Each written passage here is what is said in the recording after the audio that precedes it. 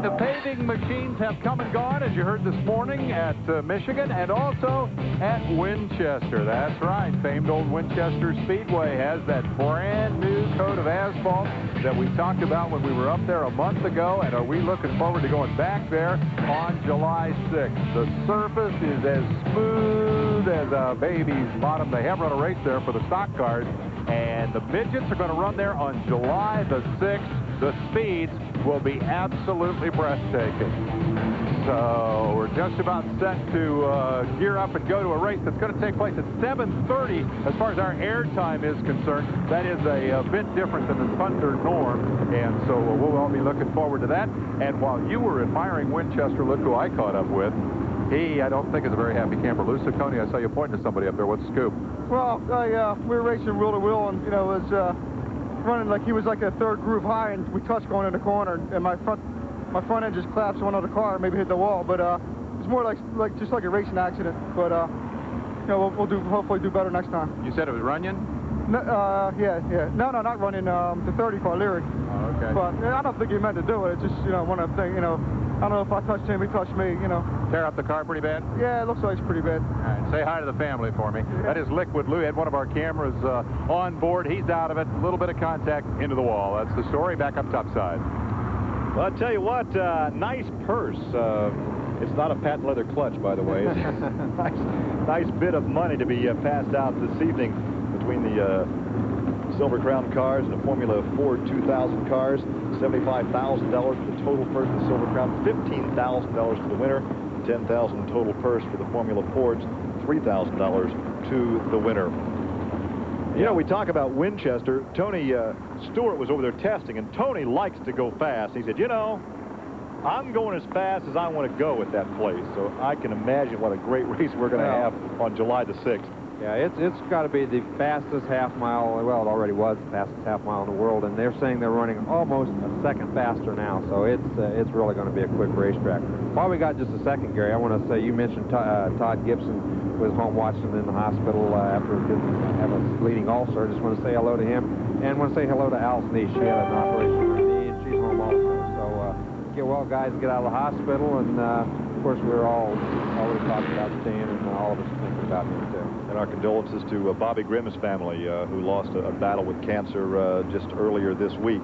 Memorial service for Bobby in Indianapolis on Monday evening. So we're still one lap away from turning them loose. And really, we have a lot to shake out on what's going to happen here, because we still have, 91 laps complete of a 134-lap event. Fatigue as far as the drivers are concerned, abuse of the right rear tire. A lot can happen. Well, you got to really wonder. I mean, Jack Hewitt has come from 23rd to 2nd. Is there anybody in the field that can hold him back if he's come past already 22 race cars? I mean, he's passed Tony Stewart. Tony Stewart, Chuck Gurney, he's passed the best there is in a race car that qualified at over 22 seconds, 22.3, I think. He started like 10th in the semi. I mean, it wasn't even close. Right now, he looks like the fastest guy on the racetrack. Well, he's won 17 times in Silver Crown competition, more than anyone else. And he says, I think I want the lead right now, and he has the lead. The veteran from Troy, Ohio. Oh, hang on. Oh, he got the lead, but he almost got the wall, lost the position. Here comes Gurney in 3rd. 4th now is Darlin. Once again, a bad restart for the 25 car of Tony Stewart. Stewart all the way back to 5th. Boy, again, Jack Hewitt has on a harder tire than anybody else that's out there on Hoosier. I think it takes that tire a couple of laps to get warmed up. Maybe he had a momentary lapse that thing was that hard, because he smoked her down in there a million miles an hour, and it just absolutely almost got away from him. He had time to say whoops a couple of times. Yeah, at least a couple of times. Once again, we ride with Tony Stewart right behind Dave Darlin. Dave, of course, was last year's Hoosier Auto Racing Fan Club Driver of the Year. And Tony is directly behind him. I think Tony was 2nd in the balloting. But there is a look at 4th, 3rd, 2nd, and your leader up there is Keeker. Keeker has led from early on. He once again driving in a V6 car that was built by Gene Nolan, and Nolan's crew also built the V6 engine. And once again, Stewart looks to the inside of the 56 car. The 56 car, a Beast chassis, the engine built by Galen Fox. Gurney in that 14 car is the only car up there that has Goodyear tires. All the rest of those guys have Hoosier tires on, and it really looks like Stewart struggles for 3 or 4 laps. Even though the engine gets going, he really takes him 3 or 4 laps to get that thing wound up. But boy, once he gets her going, he starts picking guys off. Darlin right now, though, seems to be running every bit as fast as he is. He looks like that race car is handling very well. He's got just a slight push through the corner, and that's really the best way to run a race car around this racetrack. Dave? Just an observation on that third-place car. You talked about Hewitt and the hard tire. Fred Eade and the crew for Chuck Gurney said, nah, we don't want to necessarily be up front this race. We want to sit back and run the kind of lap times that we're comfortable, save the tire. They've been third and just kind of sitting there. I wouldn't rule that car out. He's looking pretty consistent. Well, of course, Gurney picked up that Silver Oak Cellar sponsorship, and they have wine and champagne. They'd like to pick some of the sponsors' products this evening so he can pull off this victory. But once again, we look back there in that battle between Darlin and 56, Franklin Power car, and the Bulls car, 25 with Tony Stewart. Well, Darlin has picked up a real bad push coming off the corner. Watch him this time through 3 and 4. As he comes off turn 4, he's got those wheels turning hard left. And this thing just does. He's got a real bad. Right there. See how far he's got that thing turned left? He's really wearing that right front tire. And he's going to have to be careful, or he could wear the right front out. So the right rear. Look at Stewart making a sharp left trying to get under him. Got all sideways. Still couldn't get around him. That'll wear out your right rear with a V6. Yeah, it'll wear out anything driving like that. Well, there your leader once again. There's the gap between first and second. There is Gurney in third. There is fourth, Darlin, the blue car, and fifth, the yellow car of Stewart. Really interesting that Stewart has not made a move. Stewart did not make the big move like he did on all the other restarts. He'd fall back 2 or 3 positions, and then bang, bang, after about 2 or 3 laps, he's just picking back off. But right now, he seems to be riding in 5th position and pretty much stuck right there. There's a look at Keeker again, another V6 off the 14-degree banking into the backstretch, which is flat. Look at this gaggle of cars there. There's Tolman, the 61 car, who was able to get back on the lead lap after that pit stop. Yeah, Randy Tolman did make a pit stop. He got at the end of the field. He's really moving back up through the field. Those brand new tires really make a big difference. Here's a perfect example of it. He only, that car's only got about 8 or 10 laps on it. The rest of these tires have 70 laps on them, and he's just picking guys off left, right, and center. He's back up in around 8th position right now. Yeah, he goes by the 66 car of Gary Heber and the 70 car of Gene Lee Gibson. He is in 7th position right now, so he may be in real good shape to make a run at the leaders. Yes, he might, because he's only a little ways behind the guys in front of him, and he's really picking up a lot. 31 laps to go, and there a look at Gene Lee Gibson, the number 70 car. There's Doty in 62. Of course, Doty also has a new tire on. He had a flat tire. He lost a lap on his tire change, though, so he's not in contention, but it just shows you how much faster they are with new tires. Well, there they go into turn 1. That on the high side there, the white car 61 was Tolman. Now we go back to your leaders and look at Hewitt. Closed in again on the 20 car of Keeker. Oh, he swung the right rear right there. You have to think he's been abusing the tires to come from that far back in the pack to run up in front. He had to put more wear on those tires. Jack knows that he's not a pavement specialist. He knows he doesn't drive a race car near as smooth as a lot of other guys do.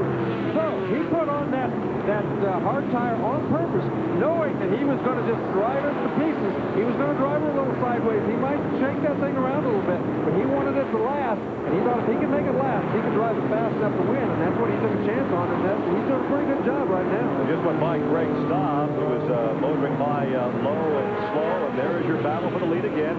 Just a few car lengths now between first and second, about 2.5 car lengths. He closes down to maybe a car length coming off the 4th corner, down to this dog leg, into the 14-degree banking of turn number 1. And we saw Hewitt in the last chance race pass on the outside. He had the car set up that he could actually pass on the outside and made some passes in turn 2. Right now, he's really after it. He's really hunting and pecking, trying to find a place. Oh, right there, almost got together as Keeker pinched down. Remember, no rearview mirrors. Keeker didn't know he was there and almost got into him. Well, they had Keeker trapped for a moment behind Richard Griffin. And now, as Hewitt went to the high side, he found the black 30 of Chuck Leary up there. He got trapped for a moment. And now they're up behind Tice Carlson, who's had a pretty good ride. He was all the way up to about 7th position at one point in the back of the pack. That's Tice Carlson in the 17 car. You can see Hewitt right there. He's really working that steering wheel. He has the position there. Not quite. He doesn't seem to be as comfortable on the bottom of the racetrack. He wants to run high, but right now, Keeker's cruise is a little bit higher, so he kind of blocks Hewitt a little bit. I think Hewitt never gets a break around the top of the traffic. He'll go right behind him. Well, for Randy Tolma fans, the 61 car is now up to 5th position. So Tolma is 5th with new rubber on the right rear. So again, he could well be a factor as these guys continue to battle. And look at him slide off the corner. Oh, that abuses the rubber even more. 110 laps. We have 24 laps to go, and still Jim Keeker with about 3 car lengths over Jack Hewitt. That is the battle for the lead here in Richmond. Back live at Richmond with the True Value Silver Crown cars of USAC. There is the battle for the lead. Some 19 laps to go. Keeker continues to lead, but right behind him in second is Jack Hewitt. But as we watch the leaders, there is a terrific battle for 3rd, 4th, and 5th. Look at all the traffic out in front of your leaders. But there is the battle for 3rd, 4th, and 5th. And now 3rd is Darlin in the 56 car.